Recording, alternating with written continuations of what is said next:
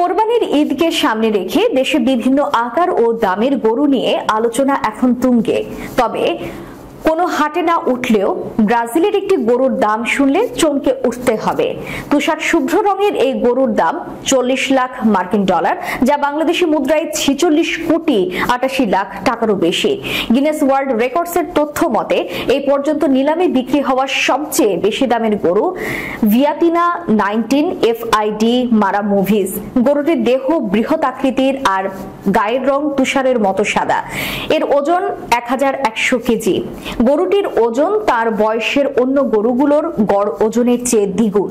প্রতিবেদনে বলা হয়েছে, ব্রাজিলের প্রাণকেন্দ্রের একটি মহাসড়কের পাশে গরুটির মালিকরা 2টি বিলবোর্ড লাগিয়েছেন, আর এতে তারা তাদের গরুটি সম্পর্কে বিভিন্ন তথ্য তুলে ধরেছেন। খামারিরা এ জাতের গরুগুলো থেকে ডিম্বাণু ও শুক্রাণু সংগ্রহ করে ভ্রূণ তৈরি করে সেটি অন্য কোনো গরুর গর্ভে রেখে দেওয়ার মাধ্যমে এসব জাতের গরুর উৎপাদন বাড়ানোর চেষ্টা করছেন। ভিয়াতিনা 19 এর ডিম্ব কোষ সংগ্রহের জন্য কেউ কেউ প্রায় $2.5 লাখ পর্যন্ত ব্যয় করেছেন। ভিয়াতিনা 19 এর মালিকদের একজন নেই পেরেইরা।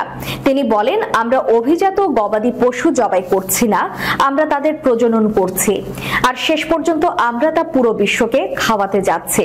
পেরেইরা আরো বলেন, আমি মনে করি ভিয়াতানা তা পূরণ করতে সক্ষম।